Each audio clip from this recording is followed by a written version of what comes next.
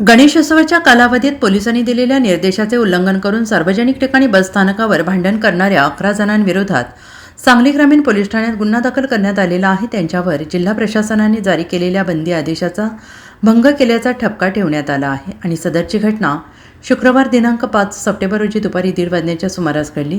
गुन्हा दाखल करण्यात आलेल्यांमध्ये अभिजित वसंत लवटे वय वर्ष 34, प्रवीण शिवाजी अपराध वय वर्ष 29, नितीन वसंत अपराध वय वर्ष 34, योगेश अप्पासाहेब सायमोते वय वर्ष 35, कल्पेश बाळू कांबळे वय वर्ष 28, निलेश रामचंद्र शिंदे वय वर्ष 25, प्रतीक प्रकाश भगत वय वर्ष 24, मॉन्टी स्वामीनाथ सिंग वय वर्ष 27, आकाश स्वामीनाथ सिंग वय वर्ष 25, रोहित युवराज चव्हाण वय वर्ष 35, निखिल श्रीकांत कदम वय वर्ष 24, सर्व राहणार कसबे डिग्रस तालुका मिरज यांचा समावेश आहे। याबाबत अधिक माहिती अशी की शुक्रवारी दुपारी 1:30 वाजण्याच्या सुमारास कसबे डिग्रस बसस्थानक परिसरात 2 गट एकत्रित येऊन जोरजोरात भांडणे करत होते आणि याबाबतची माहिती पोलिसांना मिळताच सांगली ग्रामीण पोलीस ठाण्याच्या कर्मचाऱ्यांनी घटनास्थळी धाव घेतली। मात्र 2 गट ऐकण्याच्या मनस्थितीत नव्हते।